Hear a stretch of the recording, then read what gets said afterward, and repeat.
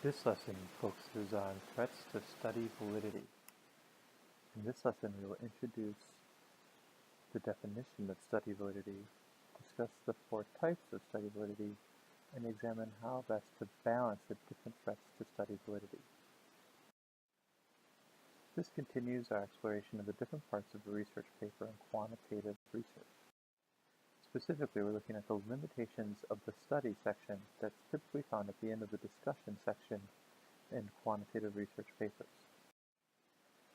The limitations of a study, as you can imagine, are those things that hold a study back, prevent a study from being, from the conclusions of the study from being completely trustworthy. So the threats to validity in quantitative research can really be thought of as those aspects of a study that cast doubt about the conclusions that can be drawn from that study. So these are usually the things that when you tell your friend or your family about some interesting study that you came across, which I'm certain all of you do all the time, your friend or family member will then reply, "That's great, but what about this part of the study, or what about this part of the study?" They're essentially naming a threat to validity. All studies have limitations or threats to validity. There is no such thing as a perfectly valid study. That said, validity is relative, meaning that although all studies have some limitations or threats to validity, some studies are to take many steps to mitigate against those different threats and are therefore much more valid or have many fewer threats than other more poorly done studies. This is an example of a study that is from the American Journal of Orthopsychiatry from November of 2015. This is the abstract of that particular study. I recommend reading through this abstract and just taking a moment and thinking, just based on this abstract, what are some potential things about this study that give you pause or cause you to doubt the conclusions that the authors draw from this particular study. Just take a moment. You can even pause this lesson and just take a moment to read through this and maybe even list out somewhere what are some possible threats to the validity of the study. And then when you're ready, come back in and restart the lesson. And then as we go through each individual type of threat to validity, see where threats you came up with, whether they match and where they would fit into these different threats and so forth. So the threats to the validity in quantitative research. Well, there are really 4 types of threats to validity that have been categorized so far. First is a threat to statistical conclusion validity.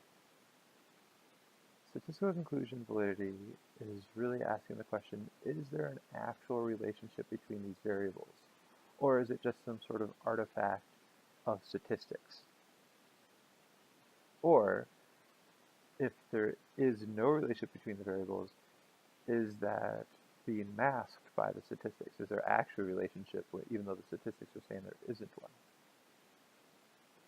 In any case, the biggest concern here is there a relationship between the variables in the study? Threats to internal validity are asking not only is there a relationship between the variables, but is the relationship causal? So whenever we're looking at internal validity, we're really asking, can we infer causation from one set of variables affecting another set of variables?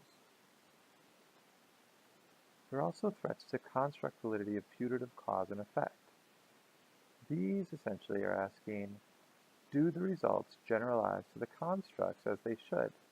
So for instance, if I'm talking about depression, am I measuring depression correctly? And would the results from the study generalize to all forms of depression?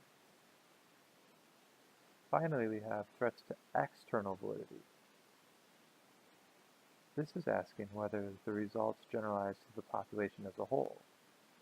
So if I find something is true for a group of teenagers, does that mean that it's true for all human beings, no matter their age? Or is it only true for a certain age of people? Or is it only true for those teenagers that were studied in that particular country? All of those are questions of external validity. These four different types of threats to validity can be further categorized into two broader families. The first two are the threats to statistical conclusion validity and the threats to internal validity.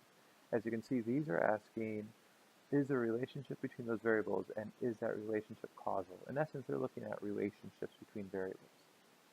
The threats to construct validity, putative cause and effect, and threats to external validity are looking at the generalization of the results. So can the results be generalized to the constructs or to the population? Really, you need to work through each step before you can get to the next one, which we'll talk about a little bit later. So the order of the threats is meaningful. The assessment of the previous threat is needed before assessing the next one, as we just talked about on the previous slide. So the list of the order, the first thing that needs to be established is statistical conclusion validity. Is there even a relationship between these variables? If not, then there's really no more need to keep looking at them because the study's over. If there is, though, then the next question is there some sort of causal relationship? Is internal validity valid, part of here? In correlational studies, you might not necessarily be looking at internal validity, but in quasi-experimental and experimental studies, you certainly will be. So internal validity definitely has a bigger role to play for quasi-experimental and experimental studies. After this, you should look at construct validity of putative cause and effect. And once you've established that that has validity, then you should look at external validity, meaning do these results generalize to the whole population? If you can successfully show that each of these threats to validity are mitigated, then you have a very strong study on your hands.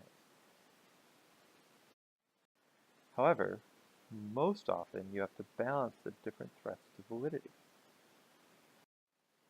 No study is perfectly valid, and as a result, generally what you find is that a study can either limit threats to internal validity or to external validity, but not both.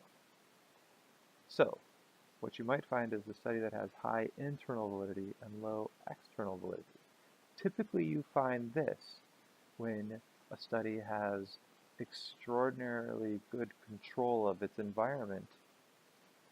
In other words, everything is kept, all variables are kept controlled throughout the study except for the manipulated variable. The problem with this is that it's rare that real life has such control over it. And so, as a result, external validity is much lower. In contrast, if you have high external validity, it's difficult to have anything other than low internal validity. The reason is that if you have high external validity, meaning that if results clearly generalize to a large number of people, then that often means that the study is rather complex, or at least allows for a lot of natural human interaction. But that means that a lot of the pieces of the study that need control are consequently very difficult to control, so the internal validity of the study tends to be much lower. In subsequent lessons on threats to validity, we'll go through each type of validity one by one.